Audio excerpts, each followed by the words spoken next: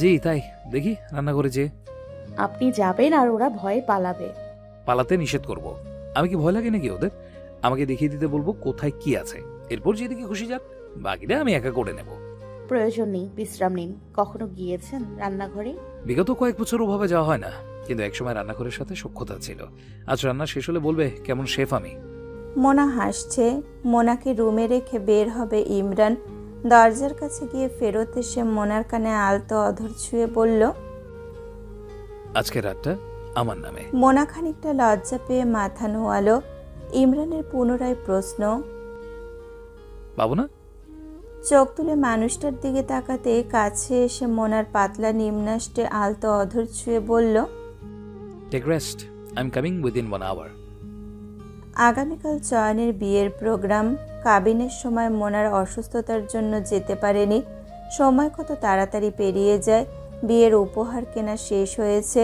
মোনা উপহারের ব্যাগ একপাশে সাজিয়ে রেখে ভাঁজ করা কাপড়গুলো আলমারিতে তুলে রাখলো। আগামীকাল থেকে অফিসে জয়েন করবে। মনের মাঝে একটা ব্যাপারে বেশ খটকা লাগছে। আজ প্রায় কয়েক মাস হতে চলল বাবা আসছে না।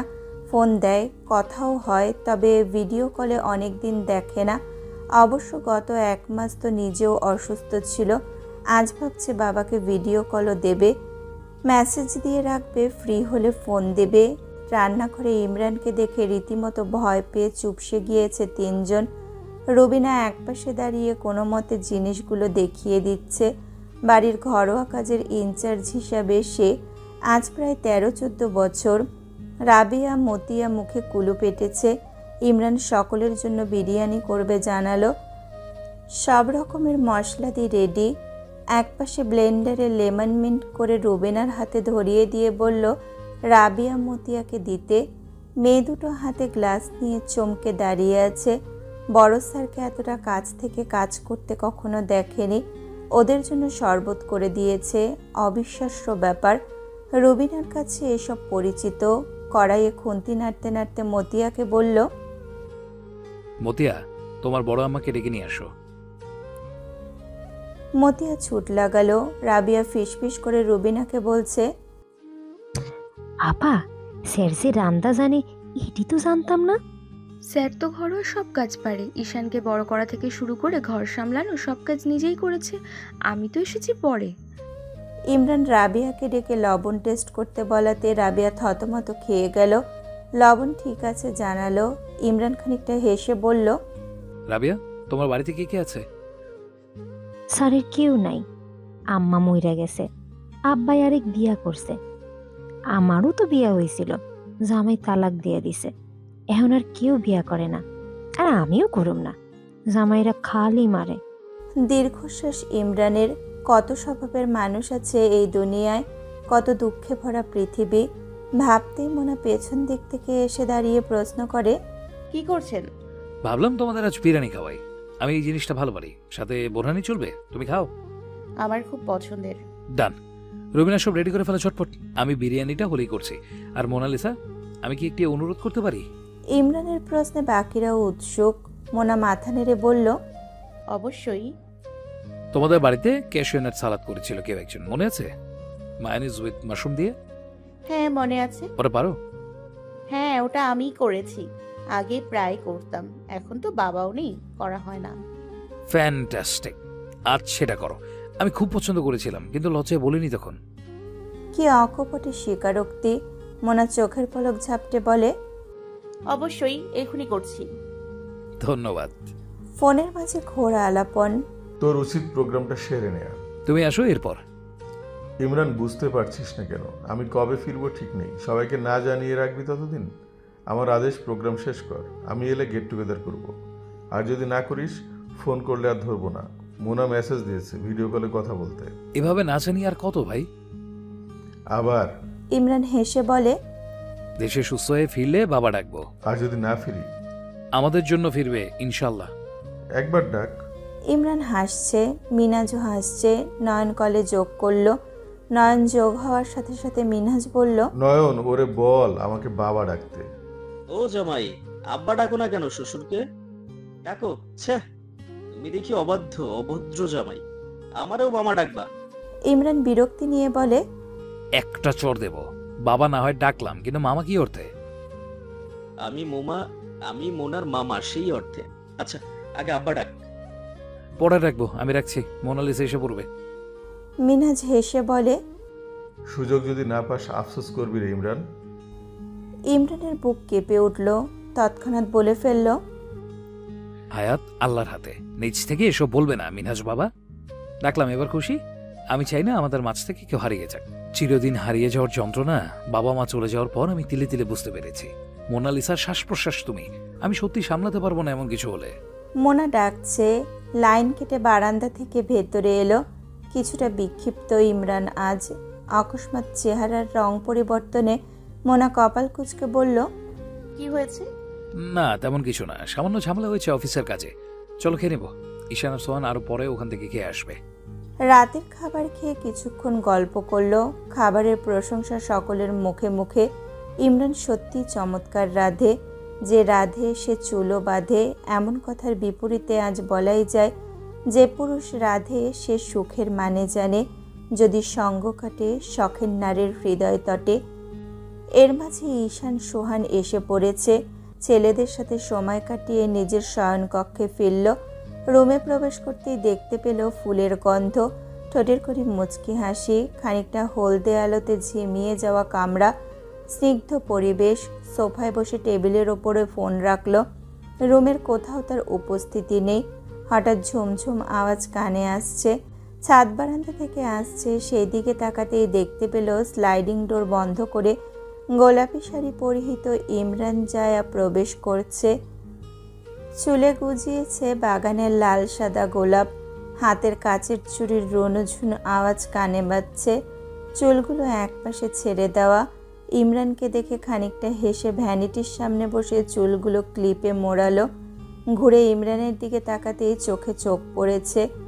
ঘোর কাটিয়ে ইমরান দাঁড়িয়ে পড়ে, মোনার দিকে এগিয়ে আসছে বলতে বলতে, আহমদ ছফা বেঁচে থাকলে হয়তো আজ ধমকে বলতেন, ইমরান তুমি সঠিক উপায়ে প্রেম জাহির করতে সক্ষম হওনি আজও। সামনে দাঁড়িয়ে অপেক্ষারত রাজকন্যা সাইকি, অথচ নজর তোমার অদৃশ্যে। এ যেন ভারী অন্যায়। আমার সামারকের মতো তোমার আছে মোনালিসা, তার ইন্দ্রজালে ঘেরা চাহনি উপেক্ষা করো কি করে? যেখানে তার সৌন্দর্যে মানুষ ও দেবতার যুদ্ধই ছিল জয় হাসিল করার পথ, সেখানে সবকিছুতেই এতটা বিলম্ব কি হৃদয়ে সয়? কাছে টেনে নাও, হারিয়ে যাও, নিজেকে রাঙাও। এ মোহ কাটবার নয়। নমনীয় কোমল মেয়েলি বাহু ধরে বসা থেকে একটানে তুলে ফেলল। আঁচড়ে পড়ল শক্তপোক্ত বলিষ্ঠ পক্ষে। শ্বাসের তীব্রতা উপলব্ধি হচ্ছে দুজনের। কানের কোড়ায় অঙ্গনার চুল গুজে ঠোঁট ছোয়ালো নেত্রপল্লবে। মোনা স্তব্ধ। এ যেন ইমরান নয়, স্বয়ং কোনো সাহিত্যের পুরুষ দাঁড়িয়ে তার রূপের বর্ণনা করছে আপন শব্দের ঝংকারে। শব্দের এই বিন্যস্ত প্রয়োগ শরীরে শিহরণ জাগায়। কক্সবাজার থেকে ফেরার পর ইমরানকে এতটা উপলব্ধি করেনি মোনালিসা, অথচ আজ ইমরান ভিন্ন সত্তা। হয়তো এই সেই ইমরান যাকে মোনা খুঁজে বেড়াচ্ছে এতটা বছর ধরে। ওষ্ঠাবৃত করল প্রেয়সীর অধর। অধর ছেড়ে কোলে তুলে নিতেই মোনা বলে উঠল, তবে কি কিউপিড আজ নিজেকে শারীরিক কাছে আরো একবার মেলে ধরবে? আলবাত। যদি মেডুসা হয়ে দংশন করি? কবিতার ছন্দ কাটিয়ে উচ্চারিত হলো আপন পুরুষের অধরে। যতই দেখি তারে ততই দহি, আপন মনোজ্বালা নীরবে সহি। আমি জেনে শুনে বিষ করেছি পান, প্রাণের আশা ছেড়ে সপেছি প্রাণ। অফিস থেকে দুবার ফোন এসেছে। মোনা আজ তৈরি হয়ে বের হতেই বেশ দেরি হয়ে গেল। বেগুনি জামদানিতে নিজেকে সাজিয়ে নিল। হাতে মোড়ালো গতরাতে উপহার পাওয়া রতনচূড়, বেশ আধুনিক ডিজাইন। ইমরানের পছন্দ বরাবরই আকর্ষণীয়। গতরাতে উপহার দেওয়ার মুহূর্তে বলেছিল, সোনার গয়না খুব একটা কিনেছি বলে মনে পড়ে না, জুয়েলার্সে যেয়ে বলে দিই কার জন্য নিব। ওরা কিছু অপশন দেয়, তখন একটা পছন্দ করে নিই। তোমার জন্য এই রতনচূড় দুবাই থেকে আনিয়েছি। উপহার তো প্রাপ্য তুমি। খুব ইচ্ছে হলো হঠাৎ তোমার হাতে রতনচূড় দেখার, লোভ সামলাতে পারেনি। মোনা বেশ আগ্রহ নিয়ে প্রশ্ন করল, এত কিছু থাকতে রতন চূড় কেন? ইমরান কিছু একটা ভেবে বলল, যদি রাগ না করো তবে বলতে পারি। করবো না, বলে ফেলেন। এক্সাম চলছিল, বুয়েটে তখন। আমার এক বান্ধবীর নতুন বিয়ে হয়েছে। দেখতে শুনতে বেশ ভালো ছিল। বিয়ের কদিন পরেই এক্সাম, মেহেদি বরা হাতে চুড়ি এবং রতনচুর। আমি খারাপ চোখে থাকাইনি, বিশ্বাস করো। তবে হঠাৎ চোখ পড়েছে ওর হাতে। কেন জানি না, এত সুন্দর লেগেছিল, চোখ ফেরাতেই কষ্ট হয়েছে। এমন প্রশ্ন কখনো কোনো মেয়েকে করিনি। ওকে সেদিন জিজ্ঞাসা করে ফেলেছিলাম, দোস্ত তোর হাতে এটা কি রে? ও বলেছিল ওর বিয়েতে বর এই রতনচুর উপহার দিয়েছে। সেদিন খুব লোভ হয়েছিল, বউ এবং অনেক টাকা থাকলে উপহার দিতাম। ততদিনে আমার ডিভোর্স হয়ে যায়, চাইলেও অসম্ভব। তোমাকে উপহার দিতে হবে মনে হতেই ইচ্ছে জাগলো। যে জিনিসে আমার চোখ গিয়েছে সেই জিনিসই আমি তোমাকে দেব, তাই এটা দুবাই থেকে আনলাম। মোনা মুগ্ধ হয়ে শুনছে ইমরানের বলা সত্যি কথাগুলো। হেসে বলল, ধন্যবাদ সত্যি বলার জন্য। আমি খুব খুশি হয়েছি এই সুন্দর রতনচুর পেয়ে। আপনাকে অসংখ্য ধন্যবাদ। ফোনের আওয়াজে ধ্যানচ্যুত হলো। নিজেকে আর একবার আয়নায় দেখে অফিসের দিকে রওনা হলো ইমরান জায়া। অনেকদিন পর মোনাকে অফিসে দেখে সবাই অনেক খুশি। অফিস আজ বেশ সাজানো, মোনার জন্যই সাজানো হয়েছে। মোনার অনারে আজ দুপুরে খাওয়া দাওয়া হবে। ওরা এখান থেকে সরাসরি রাতে চয়নের বিয়েতে অ্যাটেন্ড করবে। অফিসের সকলের সাথে কুশল বিনিময় শেষে ইমরানের রুমের দিকে যাচ্ছে। নক করতেই অটোমেটিক দরজা খুলে গেল। মোনা ভেতরে আসতেই সালাম দিল। ইমরানের চোখ ফাইলে নিবদ্ধ। সামনে দুজন এমপ্লয়ি বসে আছে, রিমি এবং নতুন একজন। মোনাকে দেখে দুইজনই চমকালো। রিমি আশা করেনি মোনা এভাবে সেজে আসবে। অপরদিকে অন্যজন বলেই ফেলল, আরে মোনা সাজে, কেমন আছো? আচানক ইমরান ফাইল থেকে মাথা তুলে তাকালো। মোনা হতচকিত, তবুও হেসে বলল, ভাইয়া ভালো আছেন? আলহামদুলিল্লাহ, তুমি এখানে? এটা আমারও অফিস। জুয়েলের উপস্থিতি মোনাকে বেশ বিব্রত অবস্থায় ফেলল। জুয়েল বেশ উৎফুল্ল হয়ে বলল, বাহ, বেশ তো, আমিও এখানে জয়েন করার কথা বলেছি। কিছুদিন হলো জয়েন করেছি, তোমাকে পেয়ে খুব ভালো লাগছে। পরিচিত কাউকে তো পেলাম। রিমি প্রশ্ন করল, তোমরা চেনো একে অপরকে? জুয়েলই উত্তর দিল, জি আপু, মোনাশা আমার ক্যাম্পাসের জুনিয়র এবং খুব ভালো বন্ধু। মোনা বাক হারিয়ে দাঁড়িয়ে আছে। ইমরান মোনার চোখে ভীতি দেখে বলল, Monalisa, sit down. I have a private discussion regarding fashion week. হঠাৎ রিমি চমকালো ইমরানের মুখে মোনালিসা ডাক শোনাতে। এর মাঝে দরজায় কড়া নড়তেই সাদাফ তামান্না হুড়মুড় করে ঢুকলো। তামান্না হাঁপাচ্ছে, গড়গড় করে বলে ফেলল, স্যার, আমাদের অনেক বড় একটা ভুল হয়ে গিয়েছে। মোনায়েম সাহেবের ছেলের গায়ের হলুদের জন্য যে 120 পিস হলুদ জামদানির অর্ডার ছিল, সেখানে আমাদের অর্ডার প্লেসমেন্টের ভুলের জন্য সব কটা শাড়ি কমলা জমিনে সবুজ কাজের ফুল হয়ে গেছে। অলরেডি আমাদের টিম ওনাদের সেই ছবি পাঠিয়েও দিয়েছে। এখন মোনায়েম সাহেব রেগে গিয়েছেন। নয়ন ছুটে এসে ভেতরে ঢুকতেই চেঁচামেচি শুরু করে দিয়েছে। ইমরান নিস্তব্ধ, মান সম্মানের ব্যাপার। নয়ন ইমরানের দিকে তাকিয়ে বলল, কথা আছে, আসতেছে ইমরান। আমি ফায়ার করে দিব পুরো টিমকে। এত বড় মিস্টেক কিভাবে করে? কোথায় হলুদ আর কোথায় কমলা এবং সবুজ? এই রং পেল কোথায় ওরা? কমলা সবুজ শাড়িটা মোনায়েম সাহেবের ছেলের বউয়ের গায়ে হলুদের শাড়ি ছিল, গুলিয়ে ফেলেছে ওরা। সেই শাড়ির প্রাইস 22,000। এনিওয়ে, তামান্না আপু, আমাকে শাড়ির স্যাম্পল দেখাও। ওরা কি 120টা শাড়ি 22,000 করেছে? তামান্নার চোখ টলমল, কোনো মতে উত্তর দিল, আমি জানি না, আমি শাড়ি দেখিও নি। কাস্টমার কেয়ার থেকে আমাকে জানানোর সাথে সাথে আমি এখানে ছুটে এলাম। নয়ন চেঁচিয়ে বলে, 120টা 22,000 টাকার শাড়ি, মানে 26 লাখ টাকা। আমরা তো শেষ ইমরান।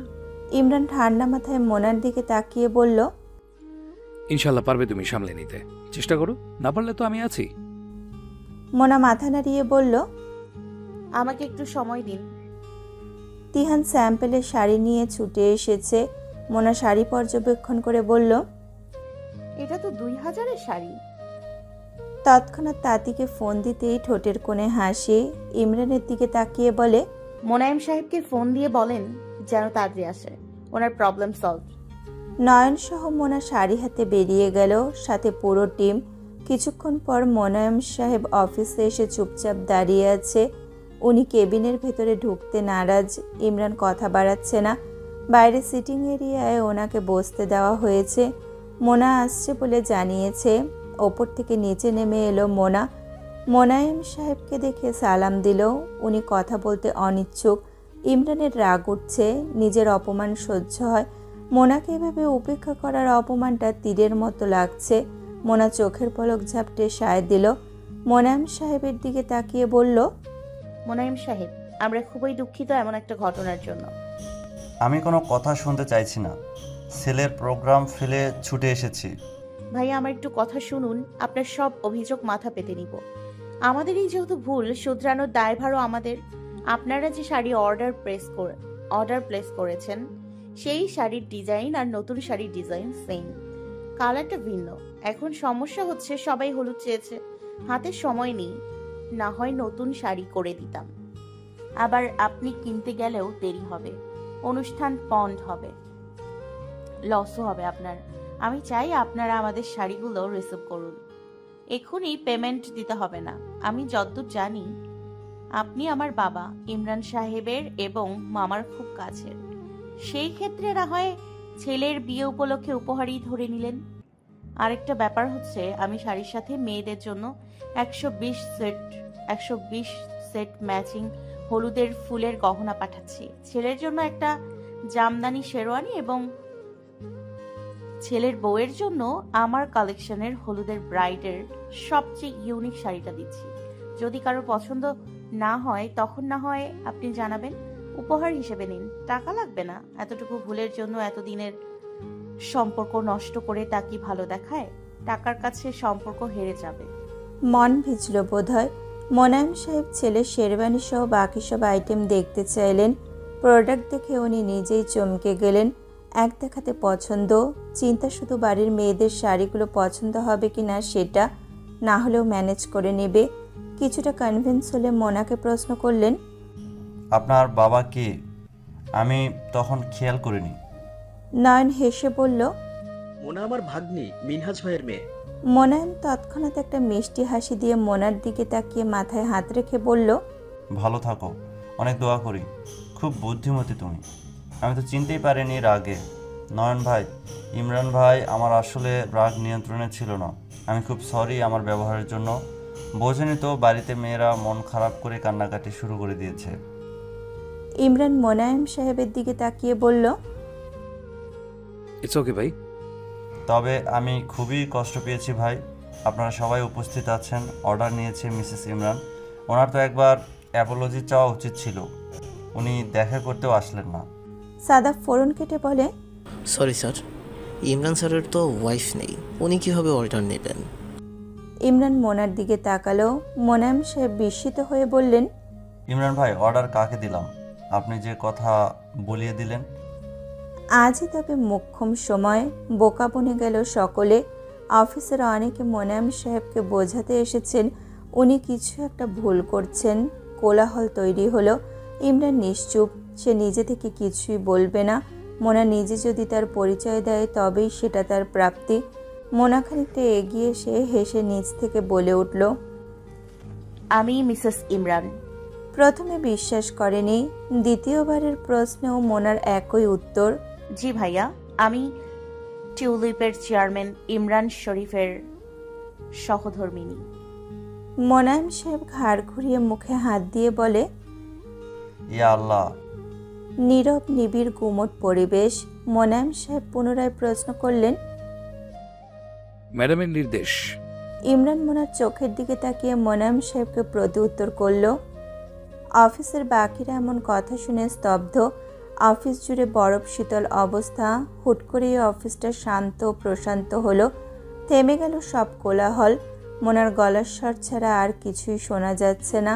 মোনা হেসে বলল, এতদিন ইচ্ছে করেই বলিনি, নিজেকে প্রস্তুত করতে যতটা সময় লাগে আর কি। বাবার মেয়ে স্বামীর স্ত্রী হিসেবে নয়, নিজের কাজেই নিজেকে যোগ্য করার চেষ্টা আছি। দোয়া করবেন। কথা শেষ করে মোনায়েম সাহেব বিদায় নিলেন। ওনার কাছে ভুলটা এখন কোনো বিষয় নয়। এত বড় সংবাদ পেয়ে সব ভুলে গিয়েছেন। খুব জোর করে বিয়েতে অংশগ্রহণের অনুরোধ করলেন। বাকিদের মুখের বুলি বন্ধ।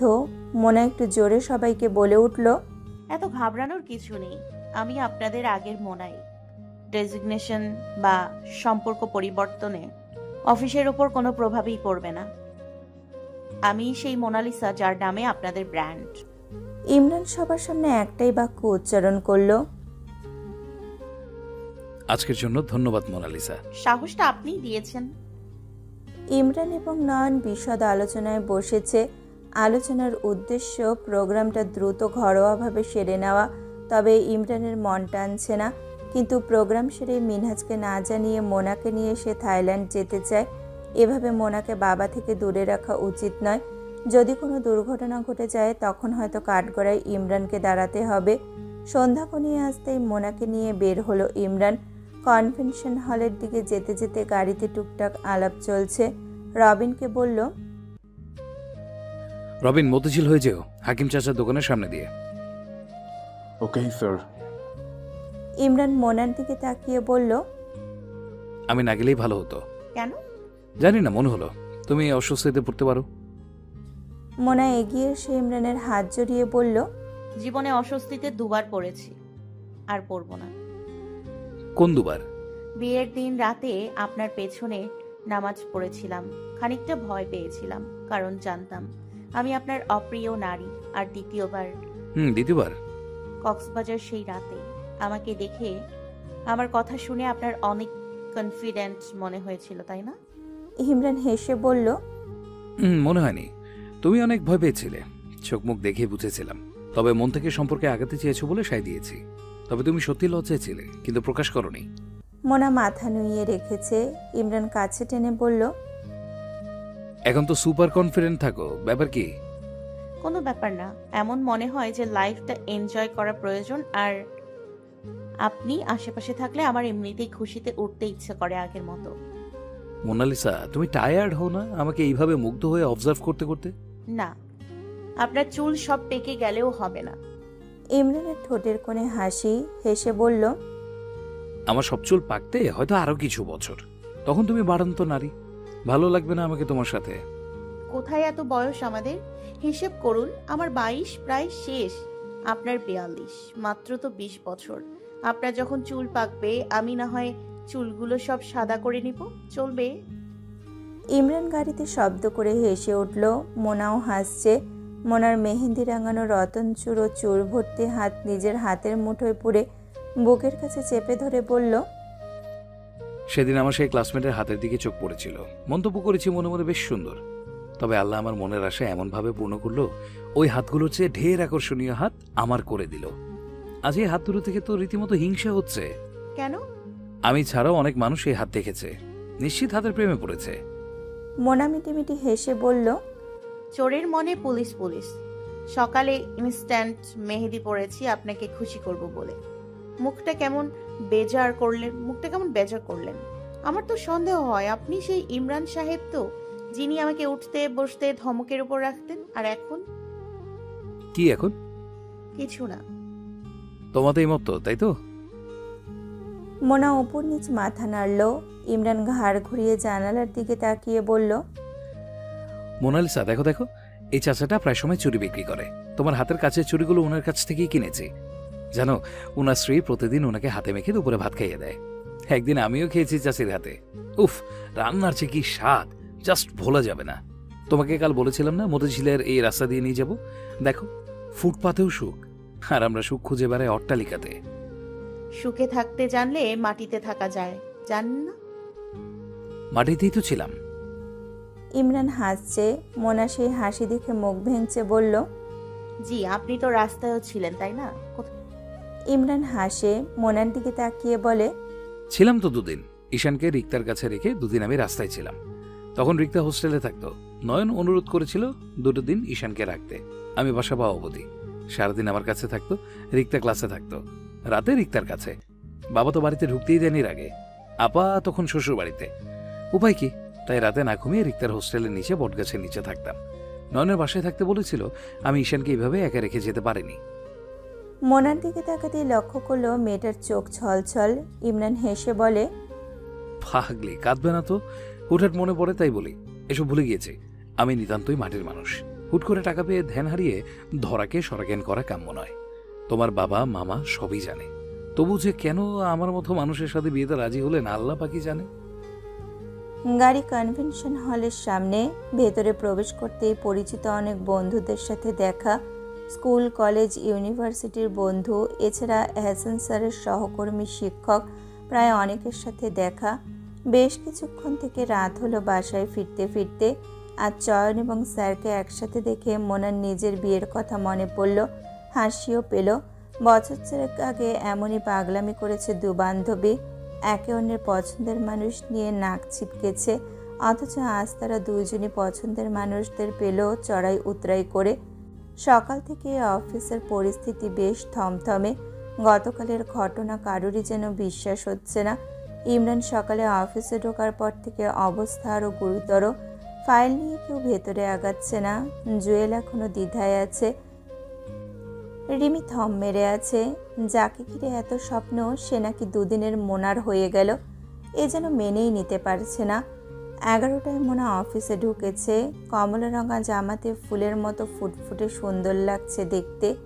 তামান্নাদের দিকে তাকিয়ে হেসে সালাম দিতে প্রত্যেকে অপ্রস্তুত হয়ে হেসে দিল। চেয়ারম্যান স্যারের ওয়াইফকে কিভাবে সম্বোধন করবে বুঝতে পারছে না। মোনা অল্প কিছু কাজের ব্যাপারে কয়েকজনের সাথে কথাবার্তা বলে নিজের রুমে যাবে। পেছন থেকে জুয়েল ডাক দিল। জুয়েলের সাথে কথা বলে জানতে পারলো জুয়েলের কিছু গুরুত্বপূর্ণ কথা আছে, তা অফিসে না বাইরে বলতো। মোনা কথা না বাড়িয়ে জুয়েলকে বলল, কোথায় যাবেন? বাইরে বসতে যাচ্ছি, অফিসের ক্যান্টিনে চলো। মোনা খানিকটা হেসে বলল, চলুন। দুজনে বেরিয়ে গেল। রিমি ঠোঁটের কোণে বিদঘুটে হাসি ফুটিয়ে নিজের কাজে মনোযোগ দিল। মোনা জুয়েলের দিকে ভদ্রভাবে লক্ষ্য করে বোঝার চেষ্টা করছে এভাবে ডেকে আনার কি আছে। জুয়েল ভনিতা না করে বলল, মনাশা, বিয়েটা কখন করলে? হচ্ছে মাস দুয়েক। বলনি কেন? বলতে হবে কেন? কাউকে জানিয়ে বিয়ে করতে হবে এমনটা কি কথা ছিল? তুমি জানতে না আমি অপেক্ষায় আছি তোমার জন্য? আর এ কাকে বিয়ে করলে? বয়স তো তোমার মামার মতো। কি বলতে চাচ্ছেন তা ক্লিয়ার করুন। আমি এখানে বেশিক্ষণ থাকতে চাচ্ছি না, ভেতরে কাজ আছে। যাকে ইচ্ছে করে বিয়ে করব আপনার কি? মামার বন্ধুর বয়স তার মতোই তো হবে। চেয়ারম্যান স্যার শুনেছি ডিভোর্সড। তোমার কিসের অভাব ছিল বলো তো, এমন একজনকে বিয়ে করলে? আমার ব্যক্তিগত ব্যাপার। মনাশা, আমার খুব কষ্ট হচ্ছে। 2 বছর তো কম সময় নয়। ক্যাম্পাসে কখনো কারোর দিকে চোখ তুলিনি তোমার জন্য। আর শুনি তুমি বিবাহিত। তাও আমি জানি না। আমার বাসার সবাই চেনে তোমাকে। মা বাবা তো পরিকল্পনাই করে রেখেছে তোমার বাবার সাথে কথা বলার। অথচ কাল যা শুনলাম দেখলাম, আমি সারা রাত ঘুমাতে পারিনি। তুমি কি আমার কষ্টটা বুঝতে পারছো? ভালোবাসা না পাওয়া কষ্ট কি করে বুঝবে তুমি? আর তোমার বাবাই বা কি করে এমন একজনের সাথে তোমার বিয়ে দিল? মোনা অস্বস্তিতে পড়ে গেল। কেমন যেন ভেতরটা খচখচ করছে। আশেপাশে তাকিয়ে দেখে অনেকেই দুজনের দিকে তাকিয়ে আছে। মোনা নিজেকে স্বাভাবিক করে কথা চালিয়ে গেল, may I come in sir? Yes, come in. Imran LED screen off করে দিল। ফোন কানের থেকে নামিয়ে রিমির দিকে তাকালো। রিমির হাতে ফাইল। রিমির সাজ পোশাক আজ ভিন্ন। শালীন পোশাক পরনে, মাথায় ঘোমটা। ফাইলটা বাড়িয়ে দিয়ে বলল, স্যার মোনা এসেছিল তো, এখনো ভেতরে আসেনি। জুয়েলের সাথে বের হতে দেখেছিলাম। ইমরান কথা না বলে সাইন করে দিয়ে বললেন, তোফেল সাহেবকে ডেকে দিন। Okay sir. সরি স্যার, আসলে আমি জানতাম না মোনা আপনার ওয়াইফ। তবে জুয়েলের সাথে এভাবে মেলামেশা কি ঠিক হচ্ছে? ইমরান ফাইল থেকে চোখ তুলে বলল, মোনালিসা কার সাথে মিশবে তা কি আপনি ঠিক করে দেবেন? Sorry sir. Get lost.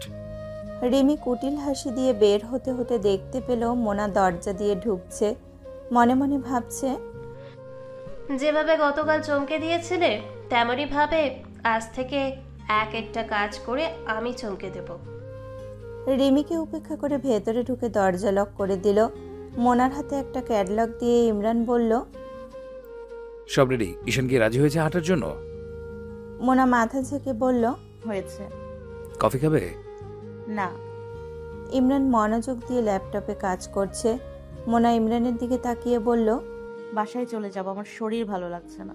আচ্ছা, গাড়ি নিয়ে যাও। মোনা নীরবে বেরিয়ে গেল। কেন যেন মোনার মনে হলো ইমরান সব জানে, তবুও কোনো প্রশ্ন না করাতে কষ্ট লাগছে। তবে কি ইমরান মোনাকে উপেক্ষা করলো? মোনার যাওয়ার পথে চেয়ে রইল ইমরান। মনে পড়ল আজ একসাথে লাঞ্চ করার কথা। মোনাকে বেশ এলোমেলো লাগছিল। পুনরায় এলইডি স্ক্রিনে তাকিয়ে দেখতে পেল ক্যান্টিনের সিসিটিভি। দীর্ঘশ্বাস ফেলে কাজে পূর্ণ মনোযোগ দেওয়ার আপ্রাণ চেষ্টা। জুয়েল মোনার হাত ধরার চিত্রটা চোখের সামনে ভেসে উঠছে বারবার। যদিও মোনার করা কঠোরভাবে নিষেধ বোঝা যাচ্ছে পরের সময়টাতে। হাত ধরার জন্য জুয়েলকে স্পষ্ট শাসাচ্ছে ভিডিওটাতে বোঝা যাচ্ছে। চেয়ারে চোখ বুজে হেলান দিল। ঘন্টা পেরিয়ে গেল, ধ্যান নেই, সেভাবেই চোখ লেগে এসেছিল। ফোনের আওয়াজে চোখ খুলল। 3টার মিটিং অ্যাটেন্ড করা জরুরি। শার্টের স্লিপ ঠিক করে মিটিংয়ের জন্য কনফারেন্স রুমে চলে গেল। ইতিমধ্যে সবাই উপস্থিত। আজকের মিটিংয়ে মোনার থাকাটা খুবই জরুরি ছিল। দুপুরের খাবার খাওয়া হয়নি, ঔষধ খাওয়া হয়নি, সব মিলিয়ে মাথা যন্ত্রণা করছে। পরশুদিন product showcasing day, guest invited, model ready, সকলে আজ উপস্থিত। ফাইনাল টাচ আপ ডে আজ, অথচ যার জন্য এত আয়োজন সেই আজ অনুপস্থিত। মিটিংয়ে ইমরানের নীরবতা আজ সকলে লক্ষ্য করছে। ম্যানেজার সাহেব তো প্রশ্ন করে বসলেন, স্যার আপনি কি ঠিক আছেন?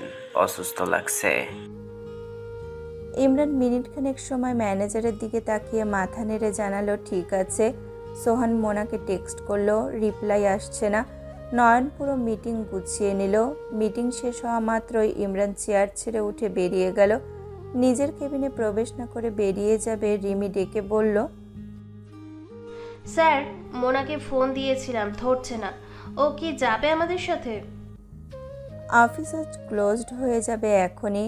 প্রত্যেকে প্রোডাকশনের নতুন শাড়িগুলোর উদ্দেশ্যে বেরিয়ে পড়বে।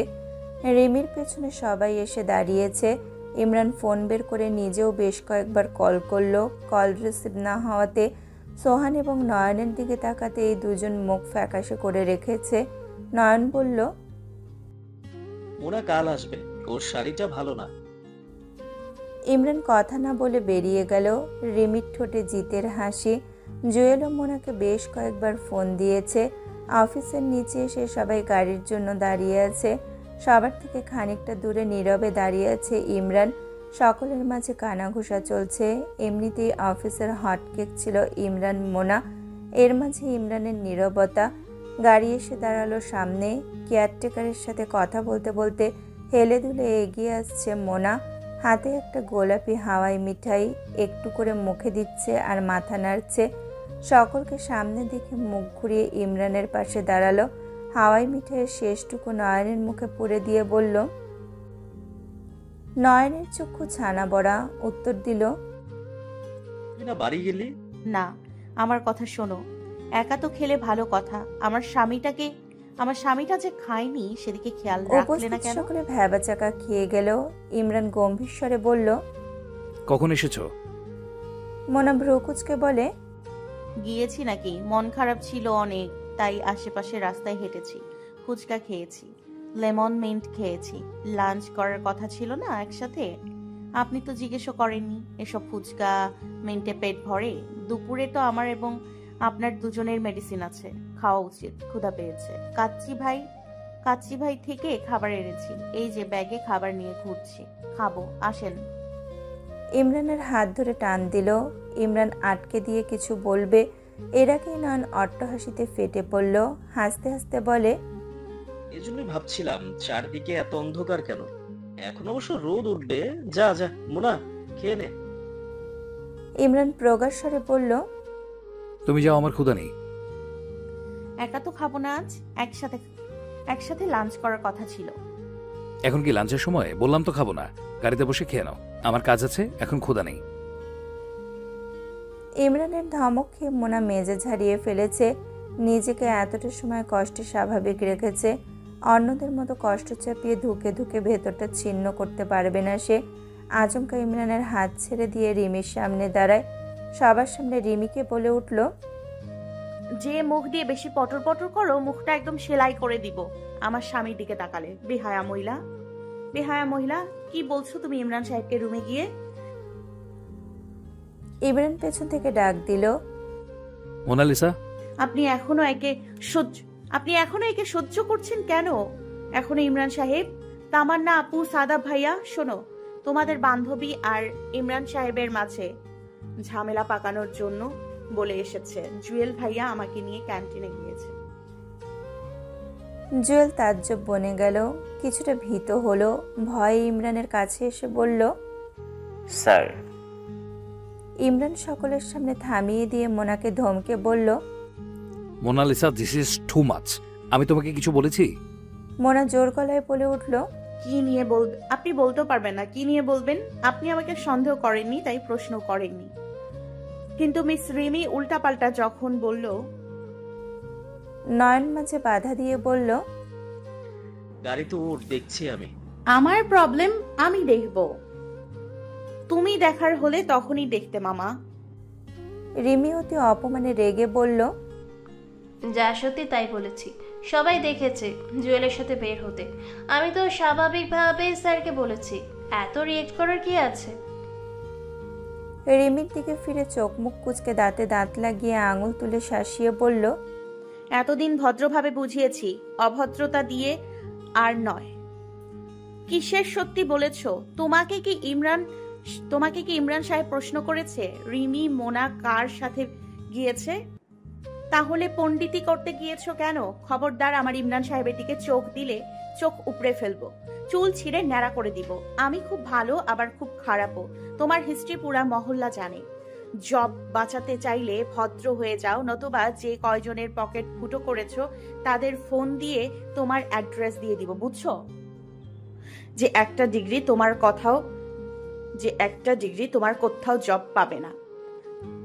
টিউলিপ থেকে বের হতে হলেও এক্সপেরিয়েন্স সার্টিফিকেট এবং ক্যারেক্টার সার্টিফিকেট লাগবে, যা আমি কিছুতেই দিব না। রেড মার্ক করে দিব। মনে রেখো আমার সাথে লাগতে আসবেন, মনে রেখো আমার সাথে লাগতে আসবে না। তোমার কলিগরা তোমার প্রতি মায়া দেখালেও আমি দেখাবো না। রিমি আঙুল তুলে কথা বলতে যাবে, এর আগে মোনা ধমকে বলল, আঙুল ভেঙে দিব একদম।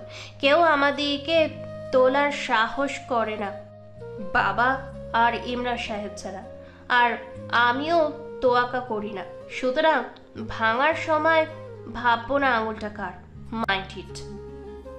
জুয়েলের দিকে তাকিয়ে বলল, জুয়েল ভাই, যদি আমার কোম্পানিতে জব করতে মন চায় করুন, সমস্যা নাই। তবে মাথায় রাখবেন আমি বিবাহিত এবং আমার সন্তান আছে। We are happy. আপনি কষ্ট পেয়েছেন তার জন্য খুবই দুঃখিত। আপনাকে আশায় রাখিনি। নিজে নিজে এত আশা কেন করছেন? বেশ কয়েকবার বারণ করেছি, যা উত্তর দেয়ার তা তো ক্যান্টিনে দিয়েছি। ভালোবাসা হারানোর কষ্ট আমার অর্ধেকও আপনি পাননি। আমি এসব নিয়ে কথা বাড়াতে অপছন্দ করি। কেউ আমাকে সন্দেহ করুক আমি চাই না। আশা করি সেই সম্মানটুকু পাবো। মোনা হেঁটে গাড়িতে উঠে গিয়ে বসলো।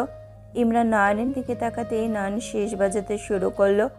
রিমির ব্যাপারে সব নয়নই মোনাকে বলে দিয়েছে। রিমি যখন এসব কথা বলছিল তখন ফোন লাইনে ছিল। সবাইকে উদ্দেশ্য করে ইমরান সরাসরি বলল, কোন ধরনের নোংরামি চলছে অফিসে? ক্যান এনিওয়ান প্লিজ ক্লিয়ার ইট?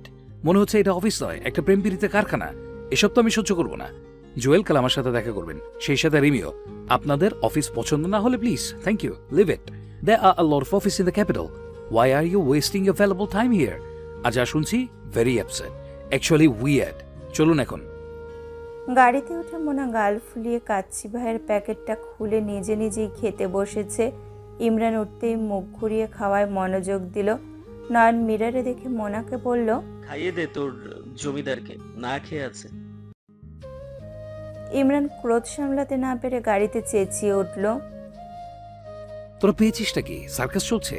এই যে মহারানী, কথাগুলো কাল বলা যেত না? আজই কেন রাস্তার উপরে হট্টগোল করতে হলো? মান সম্মান কিছু থাকলো আমার? অফিসের নিচে অভদ্রের মতো ঝগড়া চলেছে, যা আমার লাইফে কখনো দেখিনি, তা আজ দেখতে হলো। মুখের ভাষার কি ছিরি! চোখ উপড়ে ফেলবো, নেড়া করে দেবো, চুল ছেড়ে দেবো। ছি! খাবারের দিকে তাকিয়ে চোখের জল ফেলছে মোনা। নয়ন মোনার চোখের পানি দেখে চুপ হয়ে গেল। রবিন নয়নের মুখের দিকে তাকিয়ে মিররের দিকে তাকালো। শুকনো ঢোক গিলে গাড়ি চালানোতে মনোযোগ দিল। মোনা গোগ্রাসে খাবার গিলছে। ইমরান সিটে হেলান দিয়ে নয়নকে বলল, ওকে থামতে বল, নতুবা আজ সত্যি আমি খারাপ কিছু বলবো। খেতে গিয়ে কাচ্চা কোন সাহসে? হয় খাবে না হয় কাঁদবে। ও রুহের হায় লাগানো পাখি রেখেছে, তাই না? খাবার খাওয়া বন্ধ করে পানি গিলে বাইরে চোখ দিল মোনা। ইমরান চোখ খুলে মোনার দিকে তাকাতেই বুঝতে পারল বেশি বলে ফেলেছে আজ। মেয়েটা ফুপিয়ে কাঁদছে, কিন্তু আওয়াজ করছে না। নয়ন পেছনে ফিরে ইমরানের দিকে শূন্য দৃষ্টিতে তাকিয়ে ভাগ্নিকে দেখল। আজ নয়নও মজা করছে না। ইমরান এগিয়ে এসে কাচ্চির প্যাকেটটা নিজের হাতে নিল। মোনা মাথা তুলে তাকিয়ে দেখল ইমরান 1 চামচ মুখে দিল। মোনাকে কাছে টেনে মোনার মুখের সামনে চামচ ধরল। মোনার চোখ দিয়ে পুনরায় পানি পড়ছে। ইমরান চোখ পাকিয়ে বলল, আবার? নয়ন মোনাকে বলে উঠল, মা খেয়ে নে, আমি রিমির ব্যবস্থা করছি, প্রমিস। হুট করে তো বাদ দেওয়া যায় না বাবা, অফিসিয়াল ডেকোরাম আছে না। ইমরান খাইয়ে দিচ্ছে আর গিলছে। মোনা খাবার চিবাতে চিবাতে বলে, আমি বাদ দিতে বলেছি নাকি? ও কেন এমন করে? আমার কষ্ট লাগে। আমি কি করব?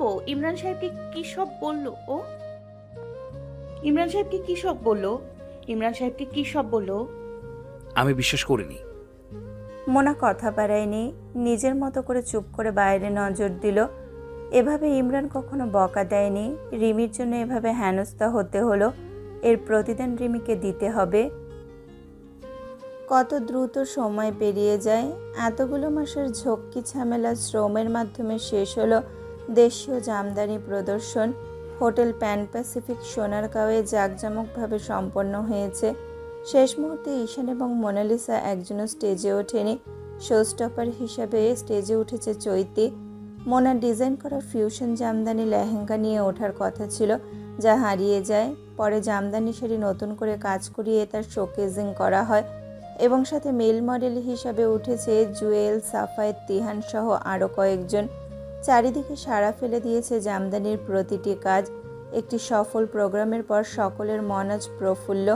সাংবাদিকদের প্রথম প্রশ্ন ইমরানকে, স্যার, আপনার পণ্য মোনালিসা তো ছড়িয়ে পড়া শুরু করেছে, এই ব্যাপারে আপনার অনুভূতি? ইমরান হেসে বলে, মোনালিসা একটা নাম, যাকে কেন্দ্র করে বাংলার পণ্য এগিয়ে যাচ্ছে। আমার পণ্য নয়। আমি মোনালিসাকে বিশ্ব মঞ্চে তুলে ধরিনি, জামদানি মোনালিসাকে বিশ্বের সাথে পরিচয় করাচ্ছে। জি স্যার, এভাবেই আমাদের পণ্য একদিন সকলে চিনবে। স্যার, আরেকটা প্রশ্ন, আপনাদের তো ফ্যামিলি বিজনেস, শুনেছি ম্যাডাম মোনালিসা ব্র্যান্ড দেখেন। মোনালিসা কি আপনি ম্যাডামকে সহায়তা করতে ওপেন করেছেন? না, তা নয়। ম্যাডাম নিজেই মোনালিসা। আমি ম্যাডামকে দেখে ইন্সপায়ার হয়ে মোনালিসা ওপেন করেছি। সেক্ষেত্রে ম্যাডাম আমাকে সহায়তা করেছেন। আপাতত আমি ম্যাডাম ছাড়া অনেকাংশে অচল, স্বীকার করতে হবে।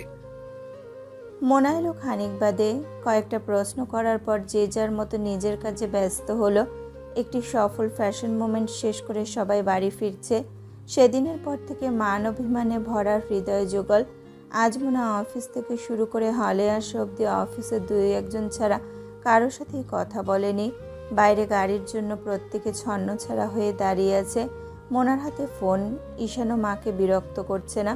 পরশু থেকে বাবা মায়ের মাঝে বিরোধ চলছে। ব্যক্তিগত ঝামেলায় কেউ হস্তক্ষেপ করা পছন্দ নয় ইমরানের।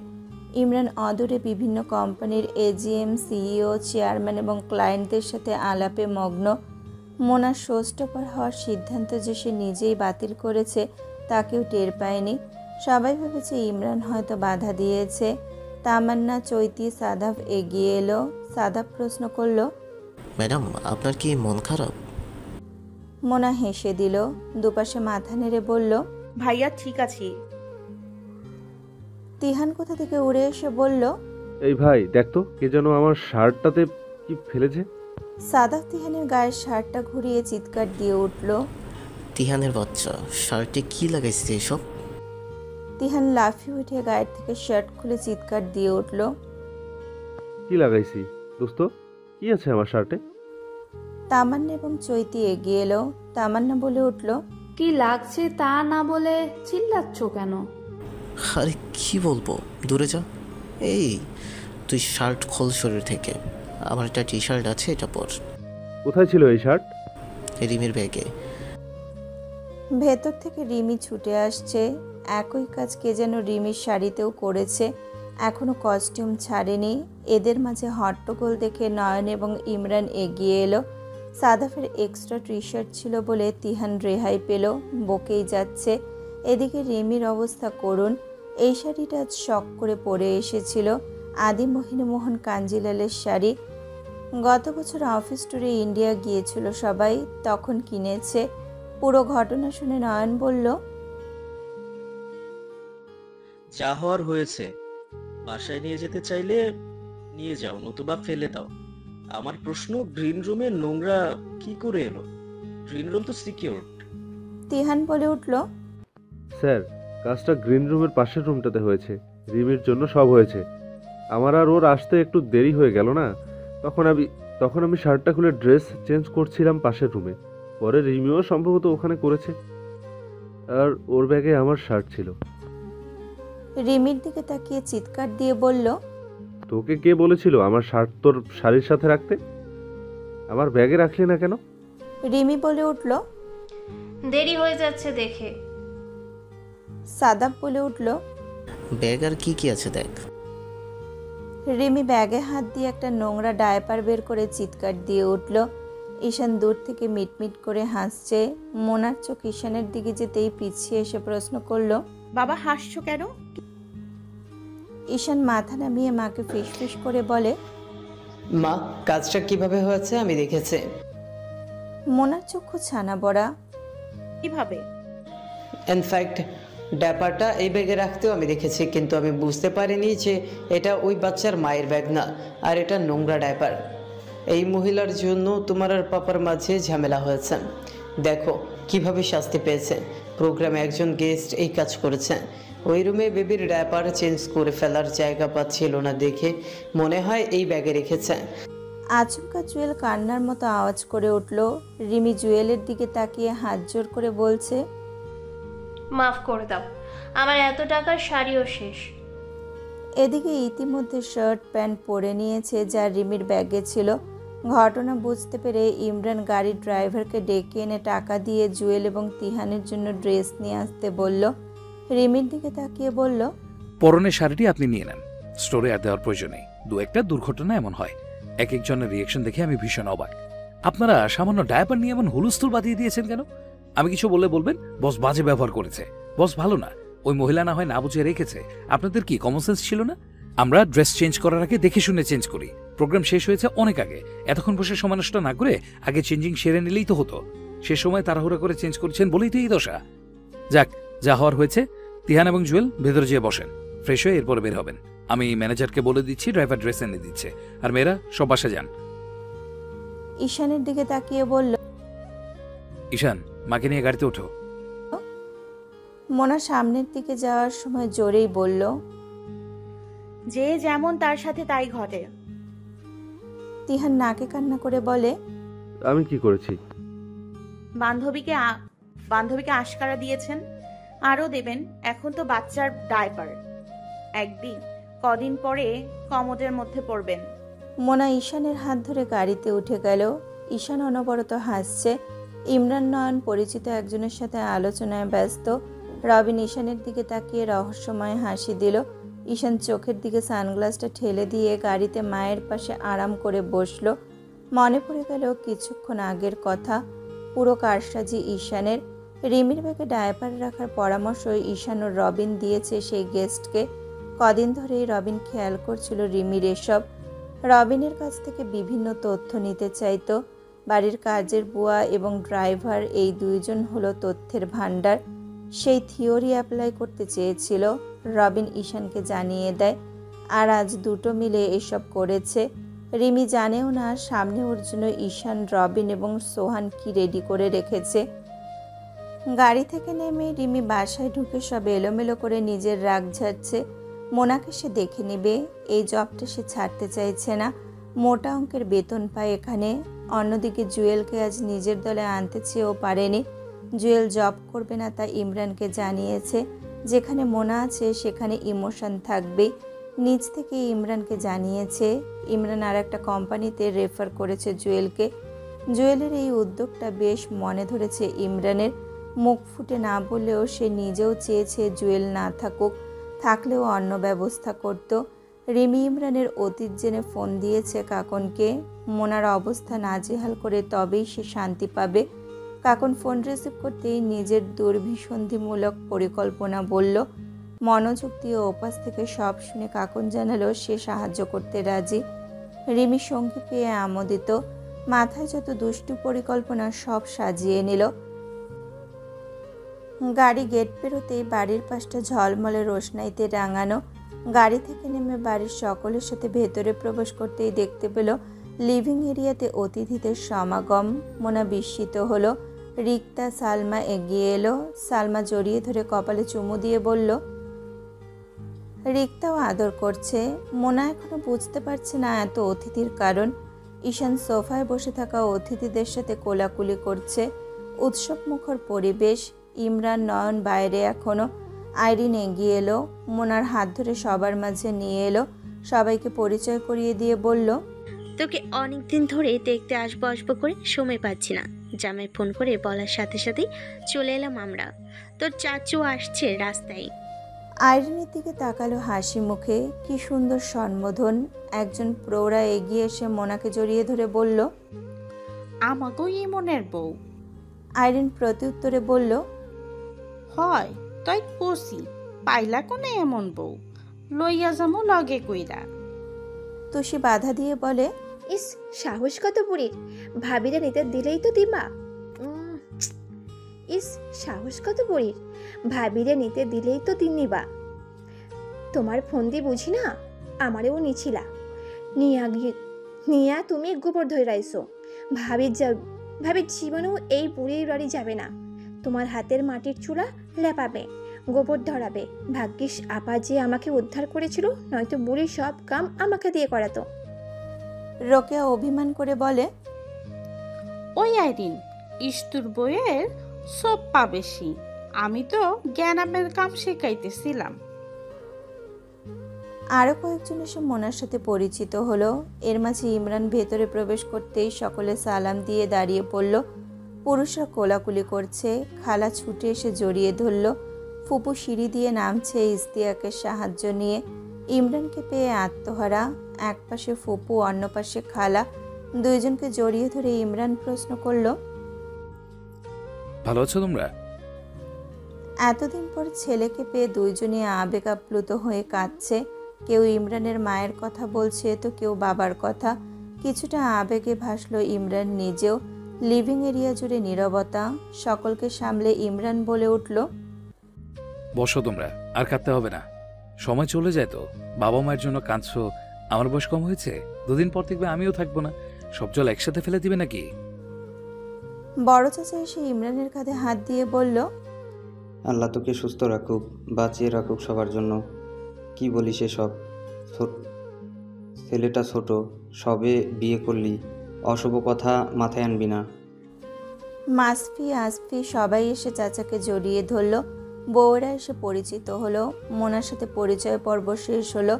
আইরিন মোনাকে আড়ালে ডেকে বলল, আগামীকাল তোদের রিসেপশনটা ইমরান সেরে ফেলে চাচ্ছে মোনা, তাই এত আয়োজন। মোনা স্তব্ধ হয়ে তাকিয়ে রইল। বাবাকে ছাড়া রিসেপশন, এরা কি করে পারছে? নিজেদের কথাই ভাবলো। চোখগুলো টলমল করে উঠল। মোনা কি একটিবারও জিজ্ঞেস করার প্রয়োজন অনুভব করলো না। ভেতরটা কষ্টে হু হু করে উঠল। মাথাটা কাত করে নিজের রুমের দিকে পা বাড়ালো। কেন যেন সব কিছু তিতকুটে লাগছে। আজ প্রথমবার মনে হলো এরা কেউ আপন নয়। কিসের আনন্দ এদের? ঈশান ছুটে এসে মায়ের হাত ধরে টেনে নিয়ে গেল সবার মাঝে। এর মাঝে ইমরান পোশাক ছেড়েছে, সোফা এসে বসলো। সাদা পাঞ্জাবিতে ইমরানকে মধ্যবয়স্ক সুপুরুষ লাগছে। মোনার পরনে এখনো জামদানি শাড়ি। মাসফি এবং আসফি স্ত্রী দুজন খুব মনোযোগের সহিত মোনাকে দেখছে। কি মুগ্ধ লাগছে। পরনে মায়ের সবুজ জামদানি। আজকের দিনটাতে মোনা নিজের সংগ্রহের জামদানি পরেছে। আসফি স্ত্রী বলে উঠল, চাচি যান ওখানে দাঁড়িয়ে কেন? আসুন বসুন। ডাক শুনে মোনা সম্বিত ফিরে ভাবল, চাচি যান, কত বড় ডাক। চুপচাপ মোনা বসলো। সালমা, রিক্তা সবাই গল্পে মাতোয়ারা। মোনা বাহানা দিয়ে উঠে চলে গেল। রুমে এসে ঘর অন্ধকার করে বসে আছে। বাবাকে ফোন দিয়েই চলেছে। ফোন না ধরাতে আছাড় দিল খাটে, চিৎকার দিয়ে কেঁদে উঠল। কিসের উৎসব, কিসের আয়োজন?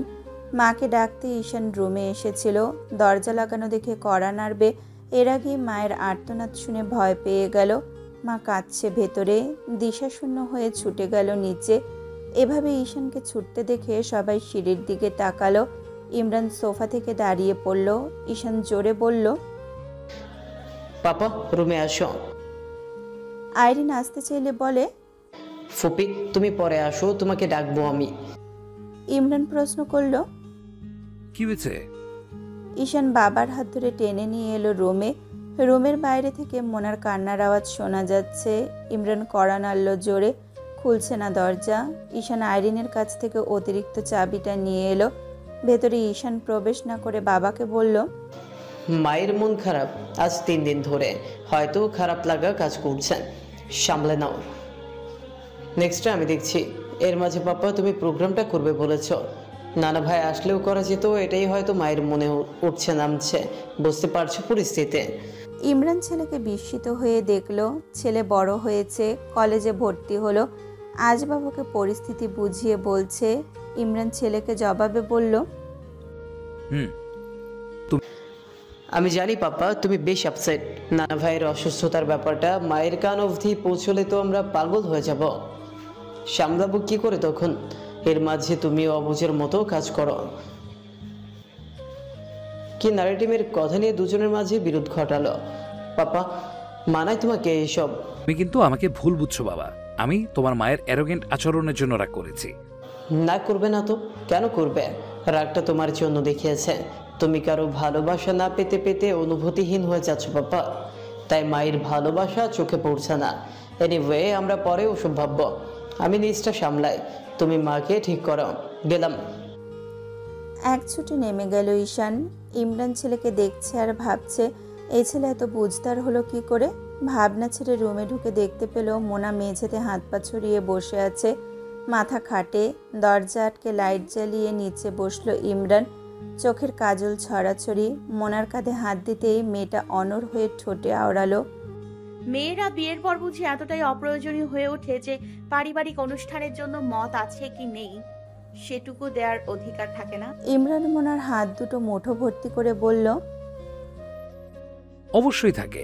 আমি ঘরোয়া অনুষ্ঠান করছি, বাবাই নির্দেশ দিল কদিন আগে, ব্যস্ততায় বলিনি। এছাড়া গত 2 দিন তো আপনি রাগ করেই কুল পাচ্ছেন না। কি এসব বলবেন তাই না? মোনার মুখটা আজলে নিয়ে দু চোখ মুছে দিয়ে বলল, তোমাকে ওসবে মানায় না মোনালিসা। তুমি আমার মোনালিসা। রাস্তায় এভাবে ঝগড়া কতটা অশোভনীয় বলো? কি হলো, চুপ কেন? প্রতিবাদ আর করব না। ইমরান হেসে উত্তর দেয়, সত্যি? কিন্তু আমি নিশ্চিত জানি আবার করবে। দরকার নেই তো, অনেক করেছি। তখন এবার শাকচুন্নিদের চোখ যদি আবার পড়ে ইমরান সাহেবের উপর? আপনি চাইছেনটা কি? যেমন আছো তেমনই থাকো। এরপর আমাকে বকা দেবেন, রাগ করবেন? দিব না, না দেবার ব্যবস্থা করছি। মানে? পরে বলবো, এখন মন ভালো করো। বাবাকে মনে পড়ছে। ইমরান মোনাকে কাছে টেনে বুকে চেপে ধরল, নিজেকে সামলে বলল, বাবা তো আসবে আর কটা দিন পর। বাবা এসে গ্র্যান্ড সেলিব্রেশন করবে জানিয়েছে। এখন আপাতত সবাইকে আমরা ছোট করে জানাবো। প্রোগ্রামটা বাড়িতেই করব। আমি করতে চাইনি, কিন্তু সবাইকে জানাতে তো হবে। ইমরানের একটা ছোট্ট কুইন আছে, এতদিন সবাই বড়াই করেছে। আমি দেখতাম, আজ সবাই দেখছে আমার রানীকে। আমার কি যে ভালো লাগছে জানো। নিচে সবাই গল্প করছিল মোনা কত সুন্দর। আমি তখন প্রতিবার মাশাআল্লাহ বলছিলাম আর শুকরিয়া আদায় করছিলাম।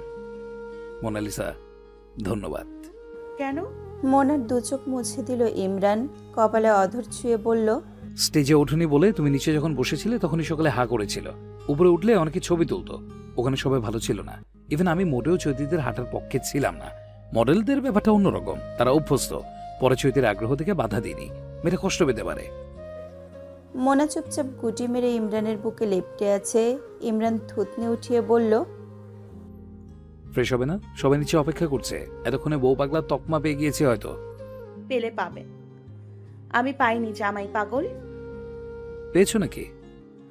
ক্যাম্পাসে সবাই সিনিয়র সিটিজেনের বউ ডাকে, তখন আমি গর্ব করে বলি আমার ইমরান সাহেব আছে। তোদের কি আছে? পাগলি একটা। মন ভালো হলো? তোমার জন্য কাল অনেক সারপ্রাইজ আছে। কি কি? কালে দেখবে। এখন ওঠো, নিচে চলো। ঈশান এবং মোনা দুজনের মুখে হাত। ঈশান মায়ের দিকে তাকিয়ে বলল, মা এসবের মানে কি? আমরা কি ভাবলাম আর হলোটা কে? সোহান ফোনটা ঈশানের হাত থেকে নিয়ে বলে, ফোন দিয়ে আরও দেখাই। আমি নিজেও অবাক। এচার যখন আমাকে ফোন দিয়ে বলল রিমির জব নেই, আমি তো চমকে গেলাম। জব যে নেই তা রিমি জানেই না। ওকে ইনস্ট্যান্ট টার্মিনেট করবে মামা। মোনা সোহানের দিকে তাকিয়ে বলল,